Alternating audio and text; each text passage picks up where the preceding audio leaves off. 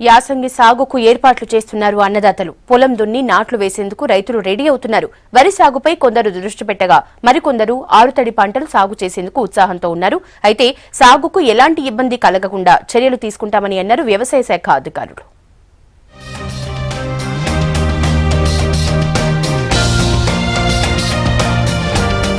ఈ ఏడాది రబీ సాగుకు ఎప్పుడూ లేనంతగా సిద్ధమవుతున్నారు రైతులు. పంట సాగు చేసుకునేందుకు తమ పొలాలను ట్రాక్టర్లతో దుక్కిలు దున్నిస్తూ నాట్లు వేసేందుకు ఉత్సాహంతో ముందుకొస్తున్నారు. వీటికి తోడు ఆరుతడి పంటలు, పప్పు ధాన్యాలు సాగు చేసేందుకు ఏర్పాట్లు చేసుకుంటున్నారు.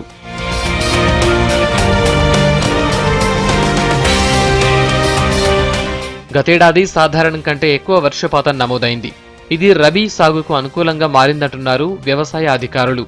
ముఖ్యంగా రబీలో వరి పంట సాగు గణనీయంగా పెరిగే అవకాశాలున్నాయని, అందుకు ఎరువులు కూడా సకాలంలో సిద్ధం చేస్తామంటున్నారు.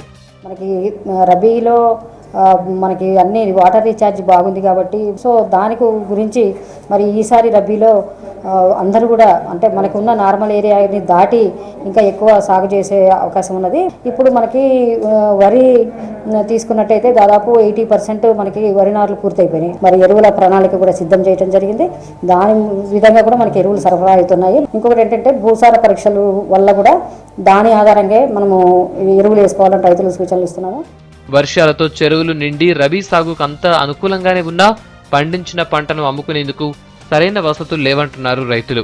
మరోవైపు బ్యాంకుల నుంచి వ్యవసాయ రుణాలు అందక వడ్డీ వ్యాపారుల్ని ఆశ్రయిస్తున్నామని రైతులు ఆవేదన చెందుతున్నారు.